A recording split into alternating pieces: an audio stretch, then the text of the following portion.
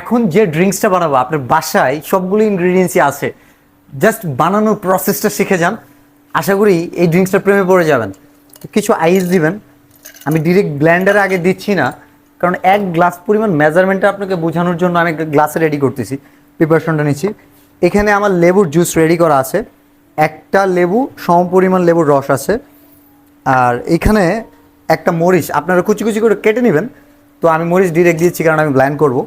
আর এইখানে হচ্ছে mint leaf, Bangla ভুলে গেলাম, মিন্ট লিফের বাংলা কি জানেন? পুদিনা পাতা, রাইট? সো এখানে পুদিনা পাতা, আপনারা কিছু পুদিনা পাতা দিয়ে দিবেন রিফ্রেশিংয়ের জন্য। হ্যাঁ, এই যে দিয়ে দিলাম। আর একটু রক সল্ট দিবেন, অনেকে বলে এটা unhealthy, but I don't know, এটা আপনার ইচ্ছা। যদি হেলথ কনসার্ন হয় আমার মনে হয় না দেওয়া বেটার হবে। আর বাকিটা একটু সুগার সিরাপ দিবেন, চিনি সিরাপ। চিনিকে অ্যাভয়েড করা বেটার, বাট আমার রেসিপি তো টেস্ট হইতে হবে না, আপনি চাইলে স্কিপ করতে পারেন। আর তারপরে তেমন কিছুই নেই। হ্যাঁ, প্লেন ওয়াটার দিতে হবে। ভাই আমি একটু পানি রেডি করি, তুমি এখানে রাখ। আমার জার ওয়াটার আছে, সো কিছু হাউস ওয়াটার দিলাম। মোটামুটি রেডি, এখন আমি ব্ল্যান্ড করব।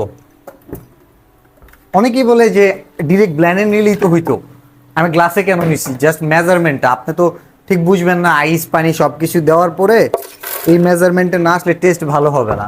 তো আমি 1 গ্লাস যেহেতু নিচ্ছি, এখানে যাই করি না কেন এখানে কিন্তু 2 গ্লাস হবে না, 1 গ্লাসই হবে এবং পারফেক্ট টেস্টটা পাবেন। জাস্ট ফাইনাল রেজাল্টটা দেখাচ্ছি।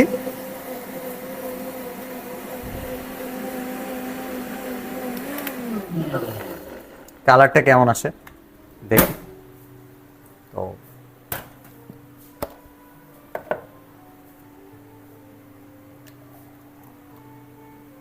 অনেকটা হোয়াইট কালার আছে, বাট এটা একটু গ্রিন আসবে পুদিনা পাতার জন্য।